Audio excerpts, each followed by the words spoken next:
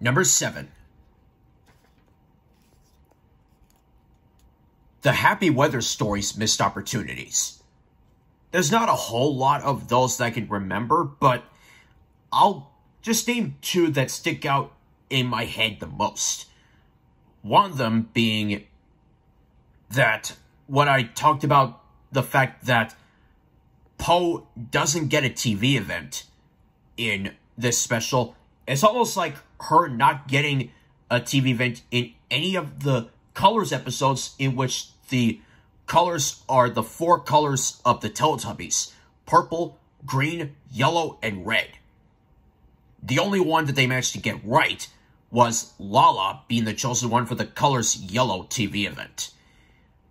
As for Colors Purple and Green, they flip-flopped Dipsy and Tinky Winky, making Tinky Winky the chosen one for the Colors Green TV event, knowing that it's not my favorite audio. Yeah. Sorry. The Colors Green TV event is with Tinky Winky as the chosen one, knowing that it doesn't have my favorite audio in it. And I just saw the Colors Green US version several months ago, so I got to reunite with it. And Dipsy is the chosen one for the Colors Purple TV event. But there is one that they had a great chance and it didn't happen. Instead, for the Colors Red TV event, Dipsy was the chosen one again. But to be fair, knowing that Dipsy is my favorite chosen one, and I like the audio for the way that he's played a lot of the time, I am fine with this. But I know people wanted to see Poe as the chosen one because she's red. But she does get 2 colored TV events, orange and brown. And I have the How Now Brown Cow and the How Now Brown Cow segment in Baby Animals. That's the only color segment that's in that special. And it's almost like, and I got told of this on in the comments by Joseph Matthew Sylvia, that it's like Poe not getting a color TV event when it comes to the 4 colors and the Happy Weather Stories special.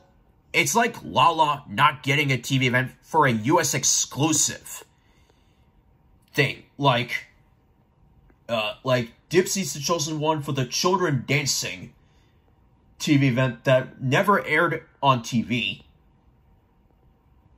Yes, Ready, Steady, Go has the first Head, Shoulders, Knees, and Toes TV event with Tinky Winky as the chosen one, not my favorite audio. Then the next one is Copy Me with Poe as the chosen one. And then the second Head, Shoulders, Knees, and Toes with children and adults of different athletes or professions or jobs for what they do. Like a dentist, firefighters, or doctors, and professional soccer players, or as they call it, football in the UK. And Dipsy's the chosen one for that. Obviously, the Dipsy one is my favorite. And then there comes the Silly Songs and Funny Dances special with Poe's the chosen one for the ballet TV event. Little did I know that it was actually in a... It came from a Teletubbies Everywhere episode, Ballet USA, and I believe Poe was the chosen one for that. Tinky Winky was the chosen one for joining in the band and walking with my mom from a Teletubbies Everywhere episode that I saw earlier this year, and the crowning achievement of US exclusives, in my opinion. Dipsy is the chosen one for the Making Tortilla Rolls TV event, which I have on the recorded US PBS Kids tape. I have that on the recorded PBS Kids tape, and I know people have been wanting me to upload it without me sniffling, but once everything is fixed in here, I'll do it. And that's the second TV event in my colorful TV events. That's a special feature in one of my special features on my made-up Teletubbies Colors DVD. The other one is Chameleon. Remember this book that I showed you in 6 Things Wrong with Teletubbies Hide and Seek? If you do, that's great, because the book and the Chameleon TV event, as well as the Chameleon episode, which I saw, and the US version, are all way better than the Chameleon TV event and Hide and Seek. But the big one for me, also I got told this by Joseph in the comments, comes from the kite-flying main segment, The Magic Cloud, and the scene where Tinky Winky is sad that the Magic Cloud is flying away and we don't see it again. At first, I didn't think it was bad enough to make it to the 6 Things Wrong with Teletubbies Happy Weather Stories, but the more I thought about it, the more I was kicking myself for not putting on there. Yeah, not putting this segment in here. That sad moment. But unlike Hide and Seek, I would not put this at the very last thing that bothered me about it. I would put it like before or after Lala being the chosen one. Yeah, well, she is the chosen one for both TV events in here. Lala's the boost shouter in Happy Weather Stories. Just, yeah. Yeah, Happy Weather Stories made me feel blue, sad, under the weather, and it wasn't one of my best times with it, but at least being able to see new things in here, that managed to work.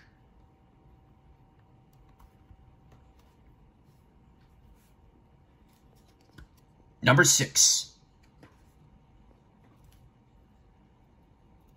More Nickelodeon TV movies.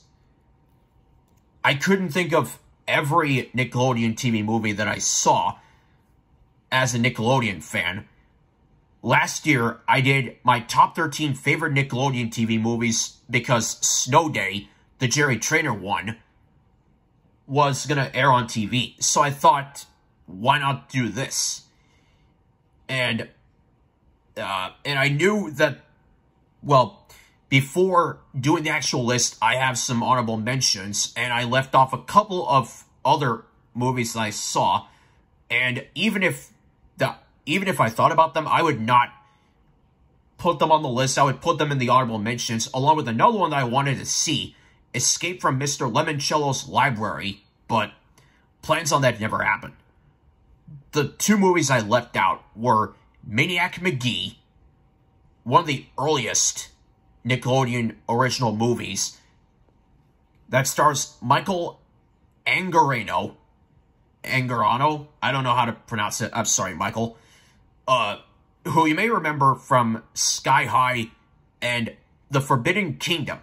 Both movies I saw, and I had more fun with him in Sky High. Was Sky High my introduction to this guy? Yes, it was. It also stars Kyla Pratt, who you may remember from Barney's Great Adventure, the movie, Jada Pinkett Smith, Orlando Bloom, and some others that I can't remember. The other one is based on an old Nickelodeon game show. If you're disturbed by the picture, then just look away, because that's all I can do with it. Legends of the Hidden Temple. It's based on a Nickelodeon game show hosted by Kirk Fogg. That's all I know that he's done. And the movie stars Isabella Moner, or Isabella Merced nowadays, from 100 Things to Do Before High School and Splitting Atom before this happened. And not too long ago, or actually about 2 years ago, the CW did their own version of this, and it couldn't capture the magic that the Nickelodeon version did.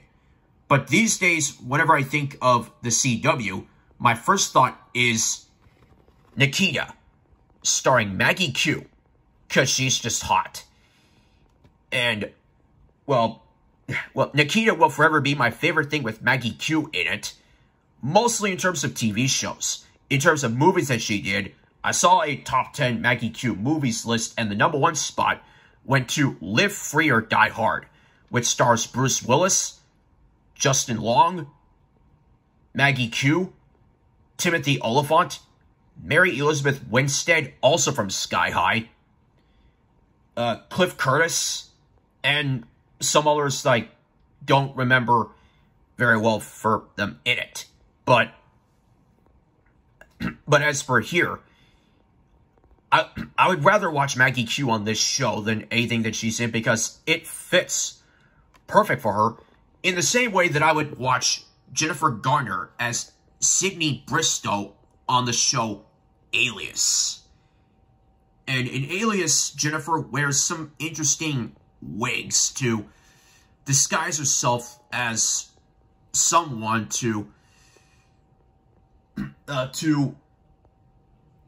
help her out with a case that's going on. I saw this clip from the pilot episode, Truth Be Told, Red Hair is Better. And this is my first time seeing Jennifer with a wig on this show, and I think this is what put her, like a lot of people, I think this is what put Jennifer Garner on the map, along with the Capital One commercials that I've seen her in with her real hair. So, I'm not going to think of every Nickelodeon TV movie, but I can think of a lot enough for them to put on the honorable mentions, and for those that made it onto the actual list.